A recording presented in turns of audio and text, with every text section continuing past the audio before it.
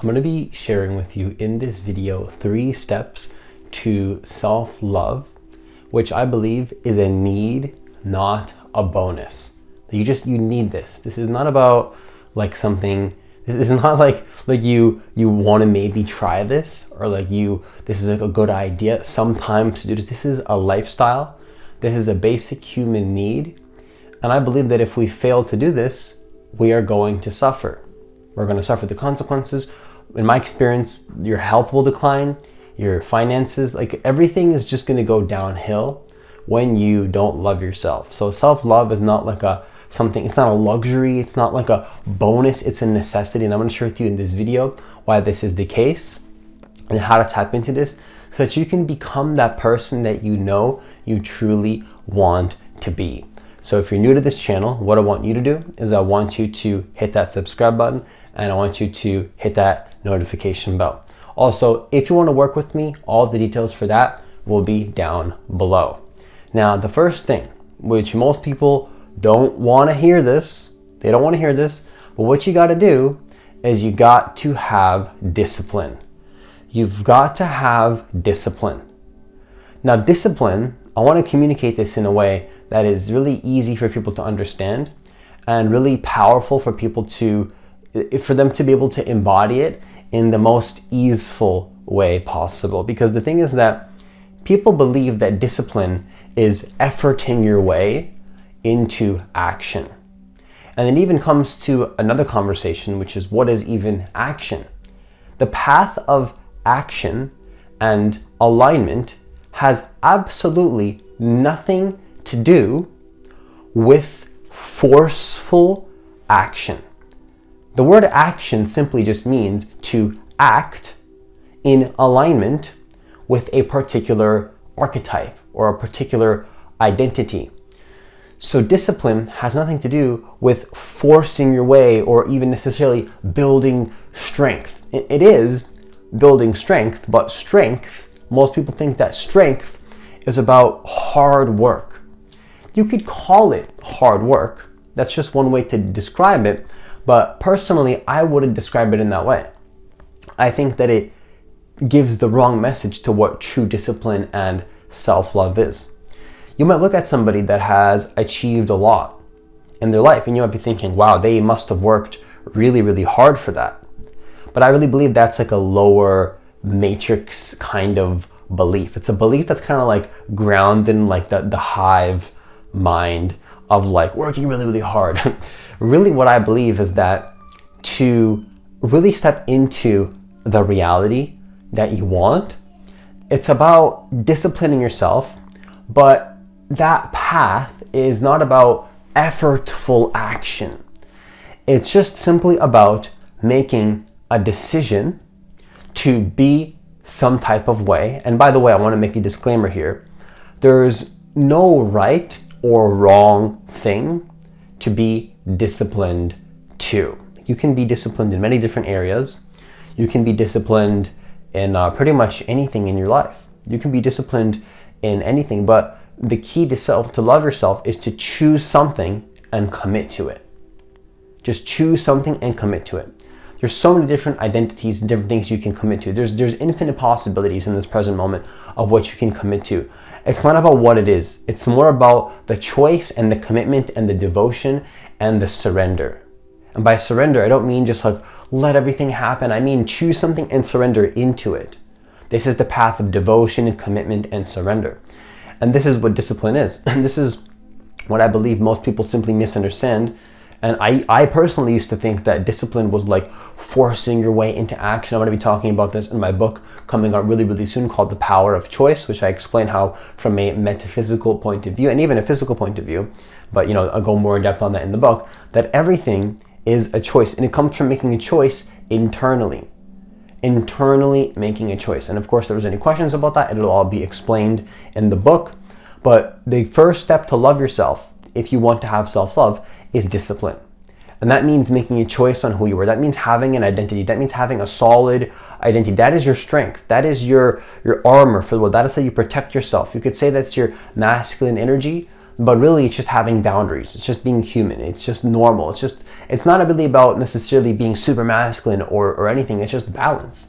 If you want to be balanced, if you want to love yourself, if you want to feel grounded, if you want to have a balance in your life, not necessarily just being super masculine and disciplined or just trusting your feelings and everything. It's just if you want to be balanced, if you want to be at the middle point, if you want to have a balanced lifestyle, if you want to be a being that is on the middle path, the path of effortless alignment, effortless action, you need discipline.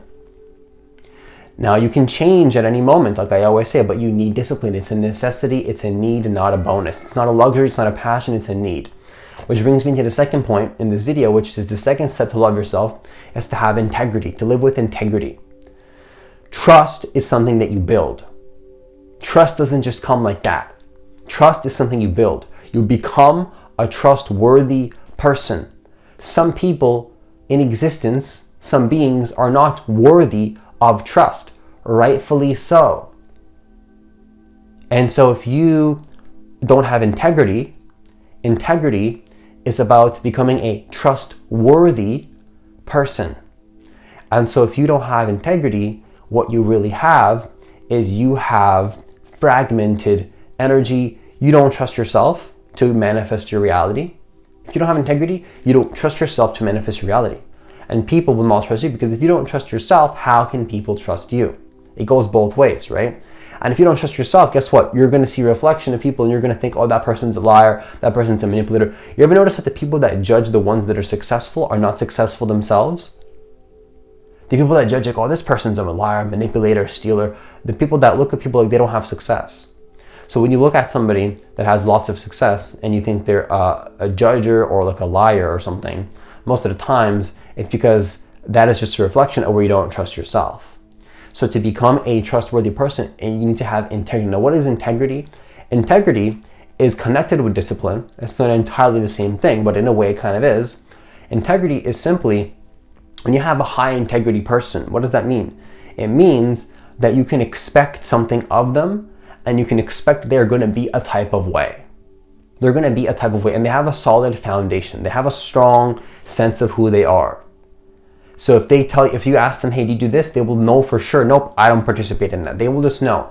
They will just know for a fact that they tolerate certain types of things in their field, and they do not tolerate other types of things in their field. There's no question, like when you talk to a high integral person, they're not going to be like overthinking about, oh my gosh, like should I make this choice?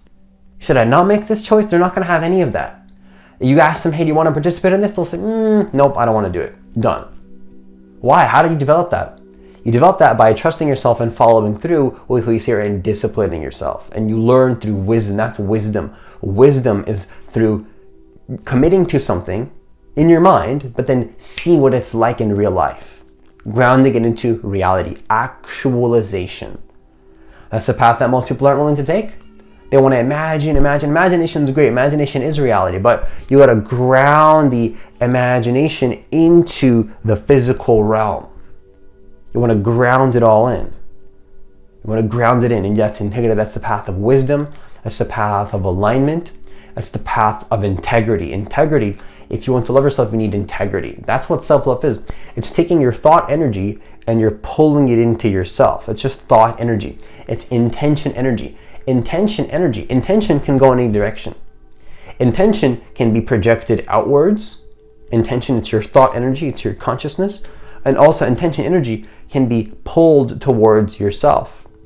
And you could say that is a little bit selfish. I don't like to say the word, because when you have lots of self-love and integrity, the energy comes in, but eventually you pull in the energy so much that it starts to then expand outwards automatically, and it doesn't feel like a nuisance or like a hard thing to do. It's just you're naturally radiating love because you have so much consciousness within that eventually it starts to like pour out as well. It starts to pour out. You start to like pour out literal love. And that's integrity. You can only have that when it comes to integrity. If you don't have integrity, what's happening is that your consciousness is going to be pushed out, but then you're so pushed out that you don't have a ground anymore. You don't even know who you are anymore. It's happening to nobody. There's no sense of here I am. There's no sense of individuality pouring out. And then eventually you would think that, oh, that's really selfless, right? To just push out, just give. No, eventually, if you give so much that you're not receiving anymore, now you're actually taking because you're not balanced, see? If you forget who you truly are and you're just giving, and it's like, and you feel like it's a sacrifice, you give. I need to give, right? You're giving, and then eventually what's happening is that you're not giving anymore. You're actually just taking, and then the other person's taking, and you're attacking each other, and you have war. Not necessarily like an actual war, but it's a war type of, not a friendly competitive energy, because competitiveness is good, but it's like an actual. It's overly competitive energy. It's overly, there's a friction, there's a negativity, there's a fight, there's a battle. Now, battle is not bad. Battle and war, it can be done in a friendly environment, in a safe container, and you need a little bit of challenge to grow, right? That's not what I'm saying. What I'm saying is that integrity is a necessity to love yourself, and of course I just added a little bonus in there. That's how you actually give, is when you start to receive so powerfully that you're giving because you're just, and you've heard this before, but it sounds cliche, but I hope I explained it in a different way that's resonating for you, where you're an overflowing cup of abundance, but not because you feel like it's a sacrifice. You're just giving because giving is your natural state, right? When you see people like creating like lots of content, lots of books, like how is he creating so much? Because it's just who he is, it's who she is. It's natural to give.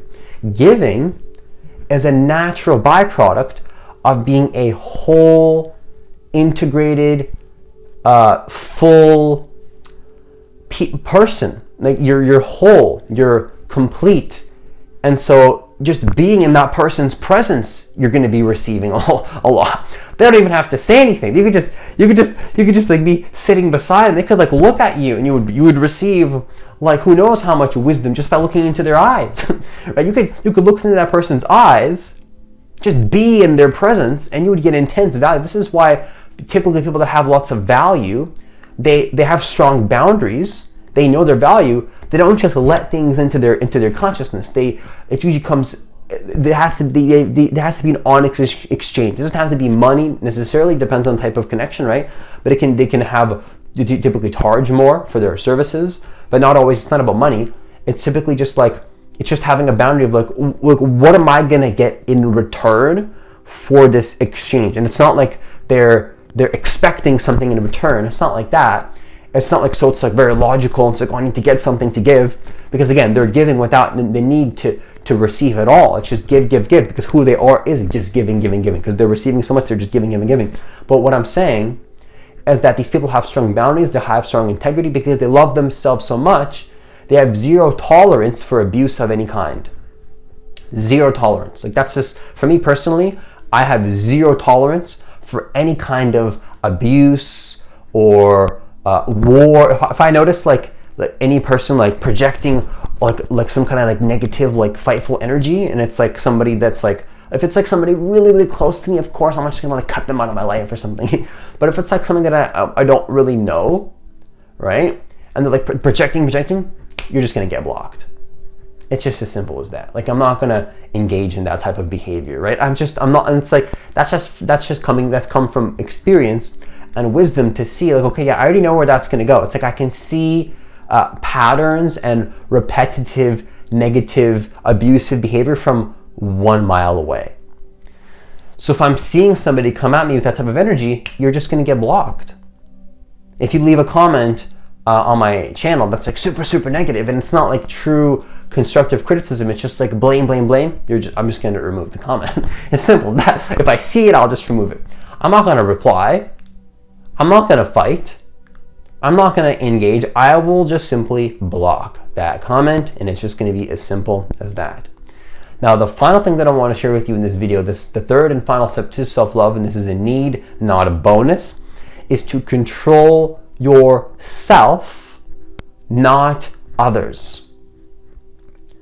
Self-love is about taking full responsibility and control of your inner state of being and having zero desire to control people and how they even and how they see you or how you see them. And I'm hesitating because like it's a weird conversation to have, because like when you start to see the best in yourself, you want to just see the best in others. So in that way, you are controlling how you see others, if that makes sense.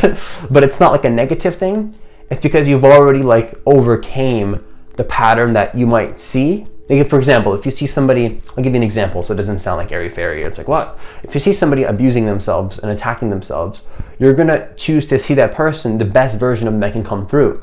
You're gonna see that person and say, you know what, they're abusing themselves, they're attacking themselves, I see it, I'm not oblivious to it, but I'm not gonna highlight those negative aspects of them. I'm gonna see the best possible version of that person. I'm gonna try to bring out the potential in that individual. I'm gonna try to uplift them. I'm gonna try to motivate them with any capacity that I have. See, if my capacity gets low and I start wanting to fix somebody so much that I get pulled into that negative behavior, then I'm not gonna help them, because I need to focus on my energy first. I need to uplift myself up first before I can help somebody. Because if I start to fix somebody that's abusing themselves, I'm gonna start abusing myself too. And is that self-love? No, it's not. That's not self-love. That's overly trying to fixate somebody at the expense of your own self. Now, this is not about cutting people off necessarily, or making bold decisions, or doing crazy things that just like are, it's not like that. It's just about focusing on yourself first. And this is not about even making this, it's just about whatever, like, this is the thing.